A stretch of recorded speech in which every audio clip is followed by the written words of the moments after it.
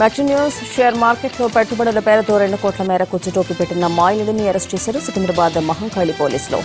Reserve finance private limited company పెట్టిన జోహ్రా గులాబ్ షేక్ అనే యువతి నెలకు 18% వడ్డీ అంటూ హైదరాబాద్తో పాటు పలు రాష్ట్రాల్లో బ్రాంచ్లు తెరిచింది. క్యాంపస్ సెలక్షన్స్ అంటూ ఎంబీఏ చదివిన వారికి ఉద్యోగాలు ఇచ్చింది. ఎంప్లాయీస్ బంధువులు స్నేహితుల నుంచి డిపాజిట్లు సేకరించేలా కౌన్సిలింగ్ ఇచ్చింది. కొంతకాలం సకాలంలో వడ్డీలు చెల్లించడంతో పెట్టుబడులు భారీగా వచ్చాయి.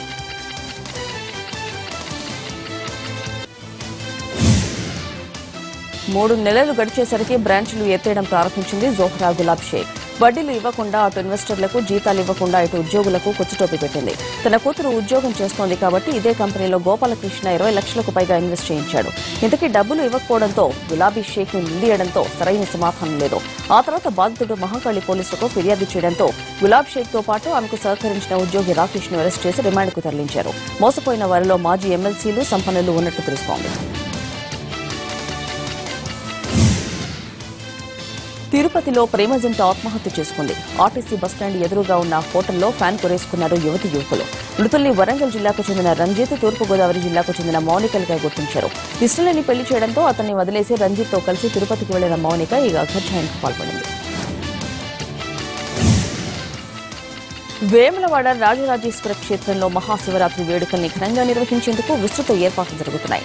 ఈ నెల 23, 24, 25 తేదీల్లో జరిగే శివరాత్రి ఉత్సవాల కోసం ₹1,00,00,000తో ప్రత్యేక ఏర్పాటు చేస్తున్నారు. సుమారు 4 లక్షల మంది వస్తారన్న అంచనాలతో క్యూ లైన్లు ఏర్పాటు చేస్తున్నారు. భక్తులు సేద తీరేందుకు గుడి చెరువు ఖాళీ ప్రదేశంలో వసతులు కల్పిస్తున్నారు. ప్రత్యేకంగా మొబైల్ యాప్ను రూపొందిస్తున్నారు. మునుపెన్నడూ లేని విధంగా వేములవాడ టౌన్ అంతా విద్యుత్ దీపాలతో అలంకరిస్తున్నారు. వేతనాల చెల్లింపులకు సంబంధించిన చట్టానికి రాష్ట్రపతి ప్రణబ్ ముఖర్జీ ఆమోదముద్ర వేశారు. దీంతో ఇకపై వ్యాపార సంస్థలు, కంపెనీలు తమ ఉద్యోగులకు జీతాలను చెక్కులు లేదా ఎలక్ట్రానిక్ పద్దతిలో చెల్లించాల్సి ఉంటుంది. నగదు రహిత లావాదేవీలను ప్రోత్సహించేందుకు కేంద్రం డిసెంబర్ 28న దీనికి సంబంధించిన ఆర్డినెన్స్ ను తీసుకొచ్చింది.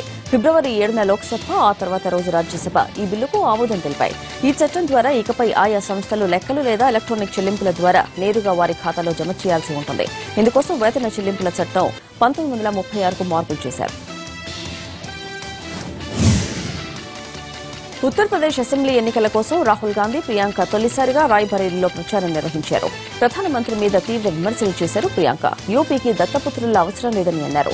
మోడీ యూపీకి చెందినవారు కాదని, స్థానిక నేతలు మాత్రమే రాష్ట్రాన్ని అభివృద్ది చేస్తున్నారన్నారు ప్రియాంక.